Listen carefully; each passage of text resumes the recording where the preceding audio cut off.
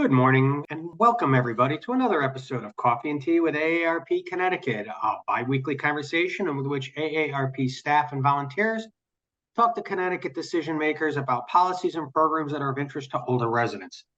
My name is John Erlingheuser. I'm the Senior Director of Advocacy and Community Outreach at AARP in Connecticut, and I'm very pleased to be joined by one of our great AARP volunteers, Lee Ann Fallet. Thanks for being with us today, Lee Ann. And why don't you tell the folks a little bit about yourself, your background, where you're from, and what you do for us here at AARP? Hi, John. I'm a new AARP volunteer, and I've been working with you and the advocacy team up at the Legislative Office building in the past couple months, and most recently joined as part of the Social Security campaign. I'm a retired occupational therapist, and I worked in mental health my entire profession. I did have a lot of advocacy experience with that group of individuals. Awesome. Well, we couldn't do anything that we do at AARP if it weren't for our great volunteers. So, Lee Ann, we appreciate all that you do for us. And this morning, we're also joined by one of our guests that hopefully is not a stranger to anybody. We've done this program with her, seems like every year when we get to election time, like we are in now. And we have with us the past president of the Connecticut League of Women Voters, Laura Smits. And Laura, why don't you tell us a little bit about the League of Women Voters and their mission and what you do for the League?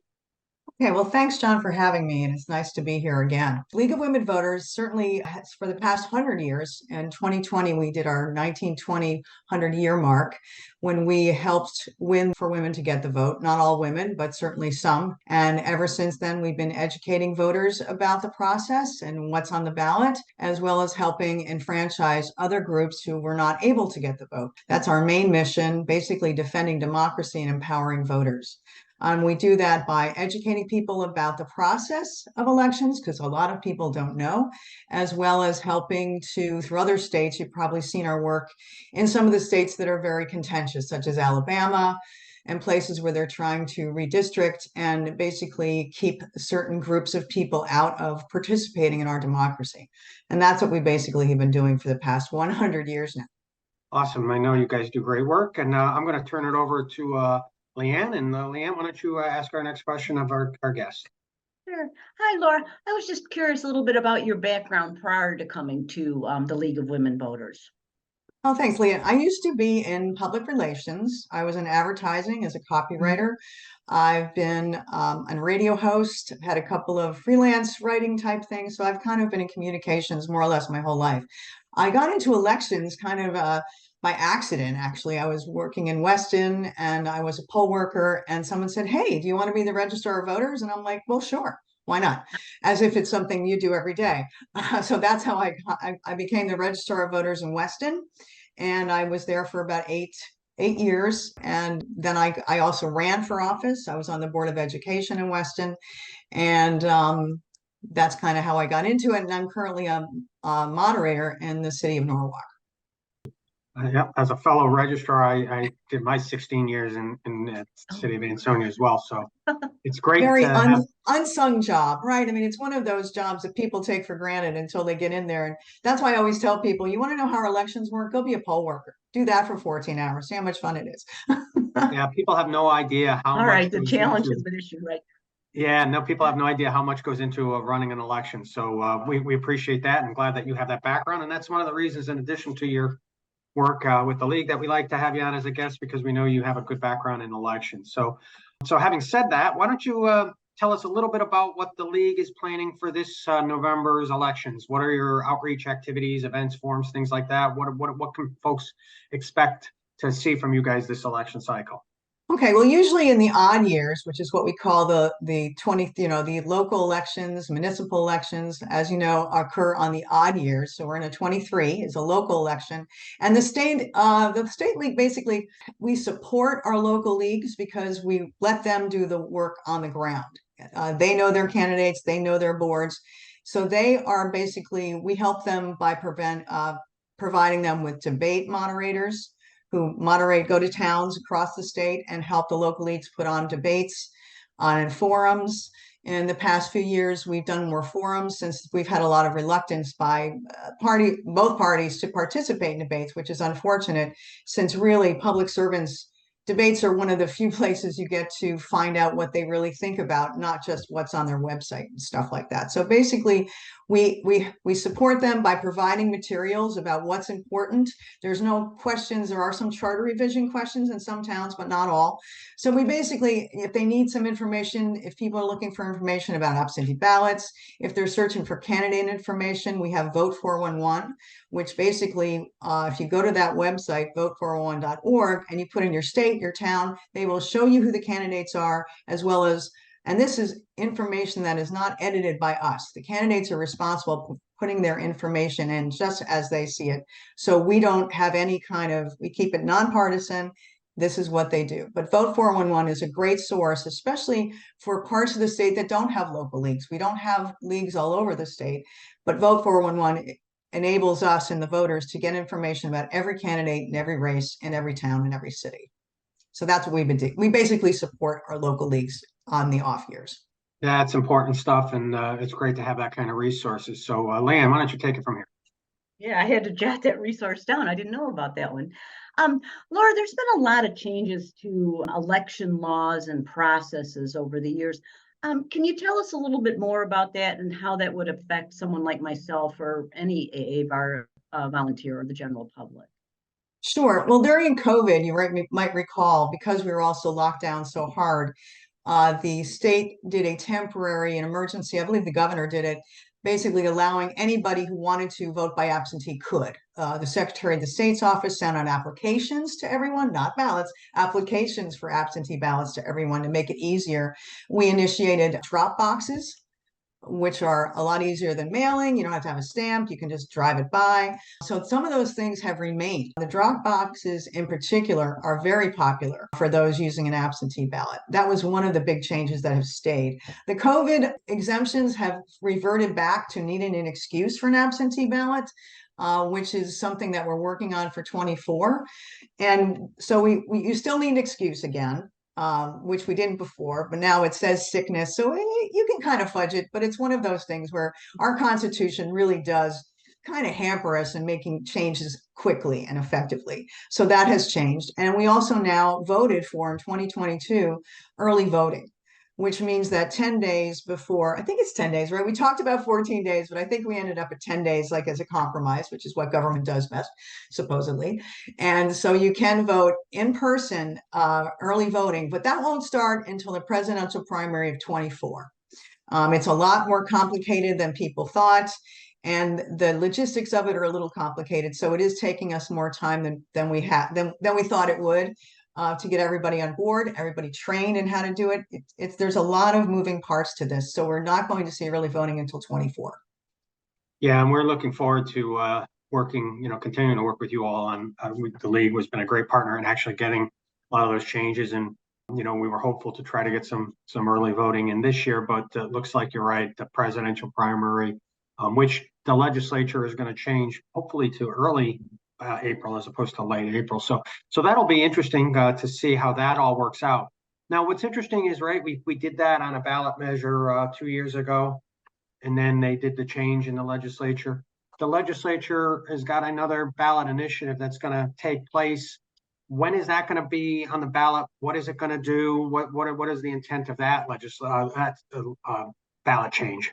Right. So in 24, we will see on our ballot a question, just like we saw a question on the ballot for early voting, right? And we try to make it simple so that people will understand it. I think it's going to be a lot easier to educate folks about why we should have a no excuse absentee ballots right there in the name.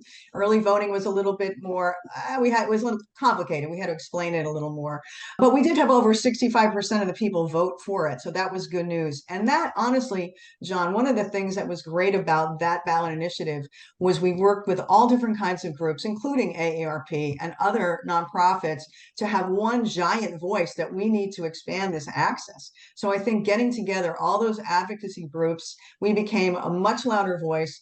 And we're very successful in getting people to understand what this was, to get us to a yes vote for that. Same thing will happen for no excuse absentee ballot. We'll need to have a yes vote to change the Constitution, of course, to allow for no excuse absentee ballot, which is something many states have done. And we're one of the few states, I don't know the number yet, I haven't gotten that information. We're one of the few states that really still has to have an excuse for an absentee ballot.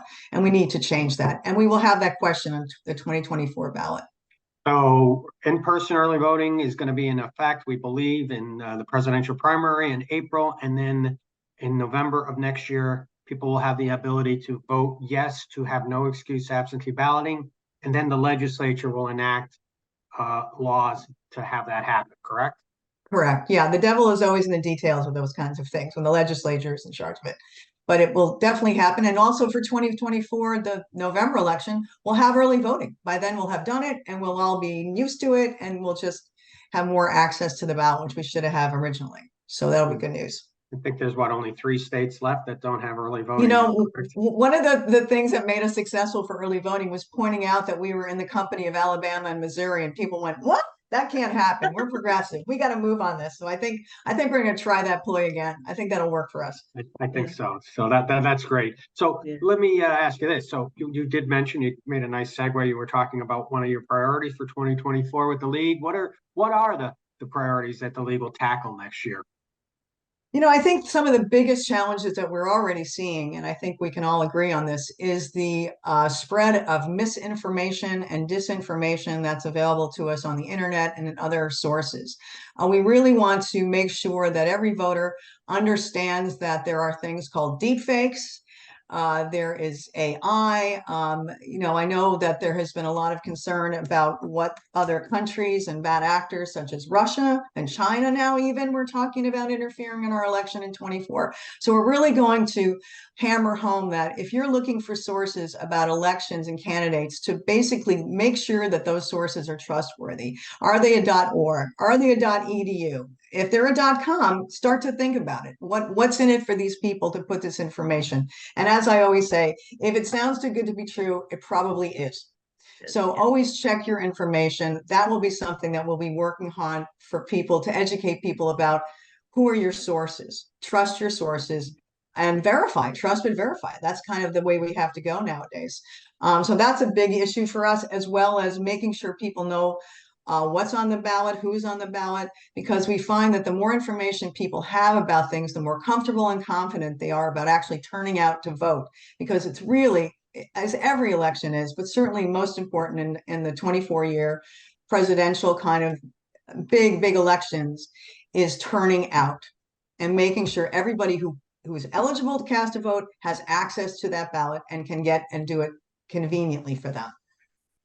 That's really important, and that's great stuff. So Lee Ann, why don't you take us into one of our final questions?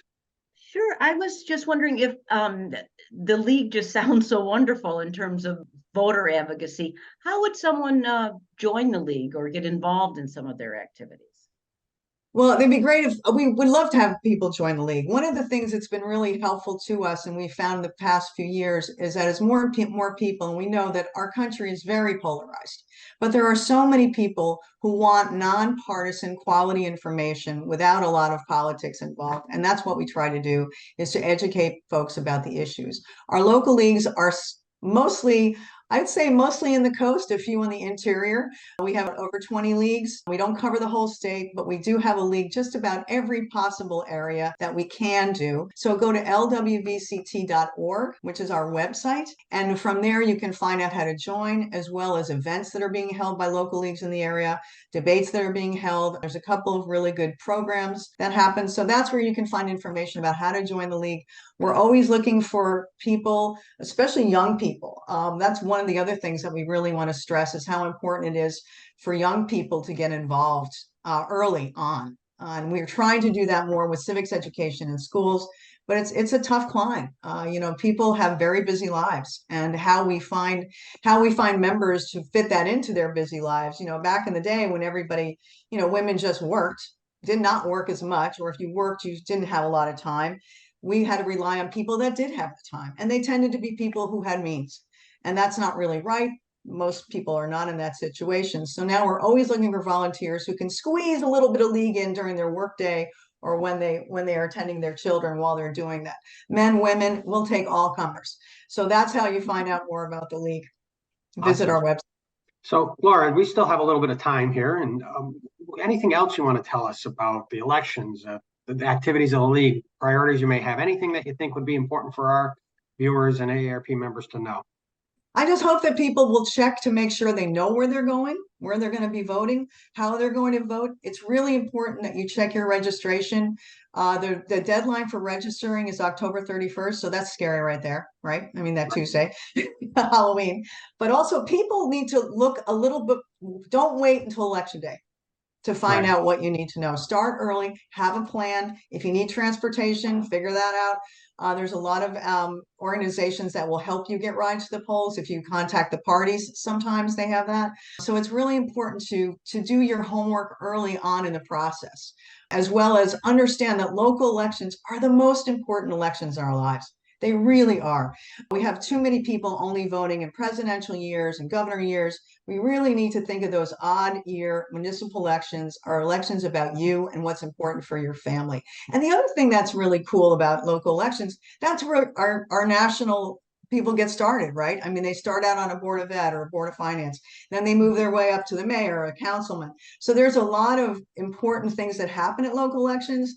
Don't write those local elections off. So please pay attention. I say, get every year, just vote every year. It's not that hard. It doesn't take that much time. And certainly in Connecticut, we have pretty short wait times as far as voting. We have a pretty good record on that. Some of our cities have a little challenge, but not nearly as badly as other places. And that's some great information. I'm smiling because we vote for registrars of voters too, right? Exactly. I forgot about that. Yes, they'll be on the ballot in 24, a lot of them. Exactly. Yeah. And support your poll workers. That's the other thing, is people don't realize how hard it is to find poll workers now. There are people who take the day off specifically to become a poll worker. And these are paid people. These are not volunteer jobs. That's the other thing people don't realize. These are paid poll workers, though there's money in it. Yeah, and AARP, we've done recruitment in past years to try to help registrars, get poll workers, because it is a difficult thing. And now with, all of the things that are going on around elections, people are less than willing at sometimes to do it, but it's important work. And it's, goes to the integrity of the process. So I would encourage folks to check with their local registrar and, inquire about becoming a paid poll worker. It's important work. Lee Ann, it's brave work too. One of the things, John, that I just found out on not too long ago, I don't know if you heard of this or not, that the governor just approved bonding to pay for new tabulators, which is very important. Our last, as you know, our tabulators that we currently use are over 20 years old. They're getting to the end of their life cycle. They're working, but for how much longer? We need to make sure that we are in the pipeline to get those machines, as well as get them in time. And I've heard this is the goal, to get them in time for the 24 election in November. But that will require the purchase of them, the training of all the people who need to use them. So it's going to be another learning curve for all of us. So please be aware as voters that that's something that we're all going to have to pitch in and kind of be aware of, that we need to know that we're going to. Yeah, that's very important. Very important. Those tabulators really do need to be replaced. And you constantly hear things about the ballots sticking or they're jamming because they're just not functioning. And I even hear stories, when a machine goes down, they're on eBay looking for parts because they can't even nobody manufactures the equipment anymore. So it's an important thing. And we along with the league, signed a letter encouraging the governor to approve bonding to replace the poll election machines. And we appreciate that partnership as well. So Lee Ann, we're going to wrap this up. Anything else you'd like to tell our audience on behalf of AARP volunteers? Hey, I would say sign up and be an AARP volunteer. I've really had a very nice time, and AARP is so nice to work with. They'll help you all along the way. And Laura, thank you very much. You've given me a lot of things to think about today. Thank you. Thank you, Lee Ann. It was nice to meet you. And nice to meet you. Thank you, Lee Ann. Thank you, Laura. We appreciate it. And folks, make sure you go to aarp.org/CT to learn about things we do here in AARP in Connecticut, or to learn about how to become a volunteer like Lee Ann. And maybe get involved in some of our work we do with our partners at the League of Women Voters on elections, and that would be great. So thanks for joining us this morning, and we'll see you again in a couple of weeks. Thank you.